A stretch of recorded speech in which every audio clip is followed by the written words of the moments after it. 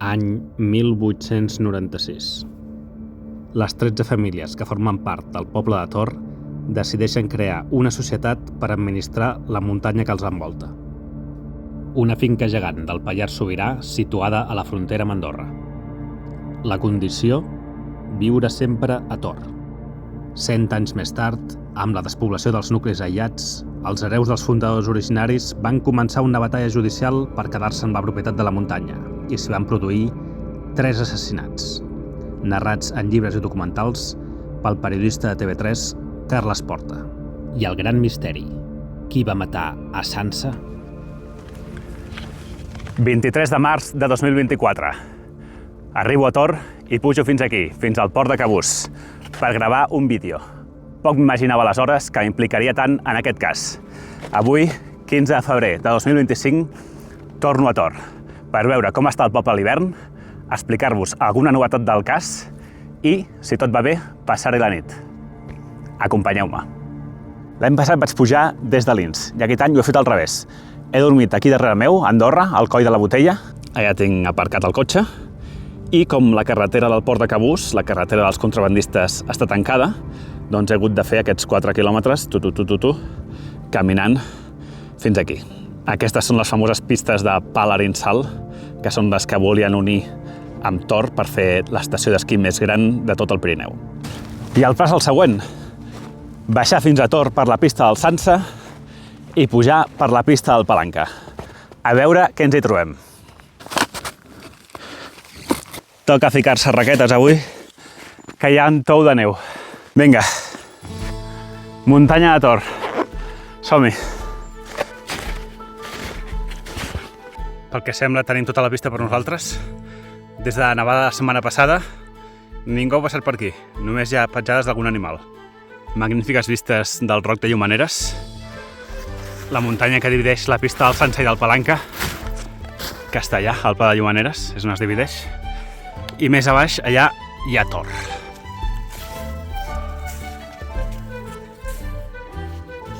Dia fantàstic. Bona temperatura, cel blau, espectacular. Abans us explicava que m'havia implicat molt a la història.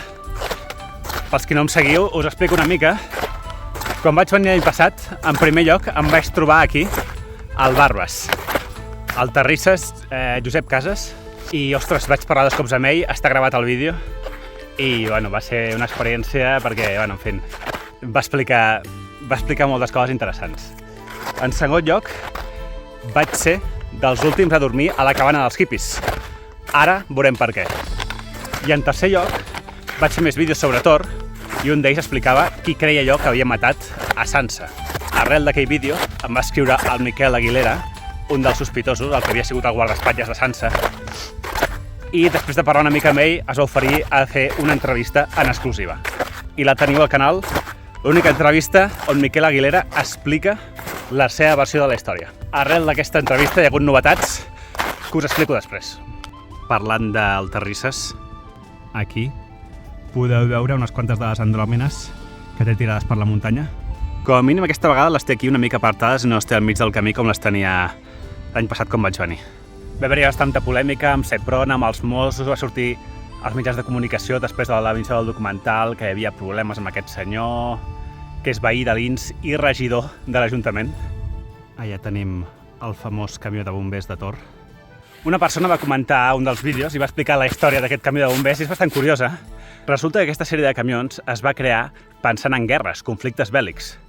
No sé molt bé per què la Generalitat en va adquirir uns quants i es va reconvertir a camió de bombers. Després d'uns anys de fer-ho servir, se'n van donar compte que no eren gaire pràctics i els van vendre i els van canviar per camions de bombers normals. Suposo que en una d'aquestes va caure en mans del nostre amic el Terrisses i després va arribar fins aquí, fins a Tor. És curiosíssim, la veritat. A dia d'avui serveix més o menys de camió llevaneus. Roc de Llumaneres, al meu darrere, em trobo el Pla de Llumaneres i ara baixem per aquí, per la pista del Sança. Per cert, aquí, al Roc de Llumaneres, aquí al costat, ui, que em caic,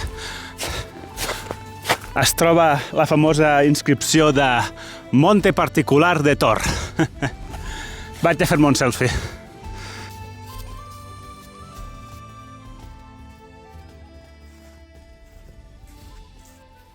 Als anys 80 i 90, a Tor hi passaven l'estiu els mal anomenats hippies, un grup divers de persones que Sansa deixava que s'estiguessin als seus terrenys, les bordes de Playà, on hi tenien algunes cabanes construïdes. Sota els meus peus, aquí, a les bordes de Playà, descansen les restes del que un dia va ser la cabana dels hippies, cova de Josep Muntaner, com li vulguis dir. Una tragèdia. Mirem per quin cas poden veure les restes del que un dia va ser aquesta estructura. És una pena, és un atemptat al patrimoni. La família Sansa ha sortit publicat que es queixaven que hi havia gent d'Andorra que contractava tours que els portaven fins aquí i els donava una volta, els portava aquí a la cova i tal, pagant. I ells no treien un rèdit econòmic d'aquesta cabana i d'aquests terrenys. A més, es rumoreja que la cabana tenia com algun defecte estructural i ells no es volien fer responsables de que si es queia li feia mal a algú. Jo, quan vaig vindre a dormir aquí, no vaig veure cap defecte estructural i bé, en fi, la cabana és seva, els terrenys són seus, poden fer el que vulguin, però moralment no era seva, perquè això no ho van fer ells. Això va estar construït per les mans de Josep Muntaner, els hippies i altra gent que s'estimava Tor. I tirar-ho d'aquesta manera, no sé, segur que hi havia alguna altra solució, parlar amb el govern d'Andorra, ficar alguna espècie de tanca, fer-ho d'alguna manera que no suposés aquesta solució tan definitiva que, sincerament, fa molta pena. Era un lloc màgic i quan vaig veure la notícia vaig quedar devastat. Una pena. Seguint cap al sud de les bordes de Playà, a 20 minuts a peu, la pista de Sansa s'uneix amb la pista de Palanca per un pont que creua el riu i de seguida arribem al poble de Tor, que a l'hivern té un aspecte fantasmagòric i solitari.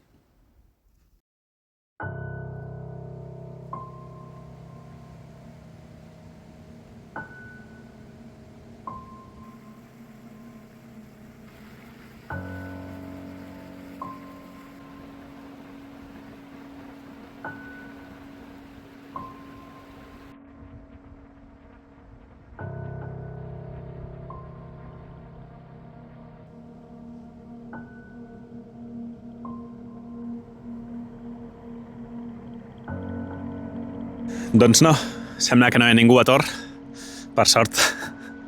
Anem a fer un vol. Església de Tor, el riu Noguera de Tor. Crec que aquella és Casa Cerdà. No estic segur, però aquesta crec que és com la casa del poble, entre cometes, el que funcionava com a ajuntament abans que es barallessin tots. I on suposadament va viure durant una època l'Àlex Aguilera, amb la seva parella. Casa Sisqueta, al bar del poble, fàcilment identificable. Aquí tenim aquesta, que potser és la casa del poble, no tinc clar si és aquesta o l'altra. Una de les dues és com l'Ajuntament. Aquesta és Casa Palanca, mireu, un gat. Aquesta és Casa Palanca, que, bueno, en fi, no és gaire habitable. Ui, 2 gats, 3 gats. Casa Palanca, encara hi viu gent. I aquesta del fons és Casa Sansa, que és la primera del poble. I és una casa com doble, perquè, com podeu veure, allà darrere té 2 annexos, allà dalt es veu que s'ha arreglat d'alguna manera. Bueno, per això el Miquel Aguilera deia que vivia com en diferents compartiments de Casa Sansa, perquè realment era una casa com bastant gran i tenia diverses estances. Amb la remor de fons del riu Noguera de Tor, deixem la primera part del vídeo. He de dir que estava fent un mos aquí i de cop i volta ha passat un cotxe. Un 4x4 negre. No m'han vist, ells a mi, i jo no he vist qui era. Queda la incògnita. Qui pot passar per aquí? A més, pujar cap amunt, pujar cap a Andorra. Misteri. A veure si me'ls trobo després. Primera part. La segona part, acamparem a Tor i us explicaré algunes novetats del cas. Fins la setmana que ve.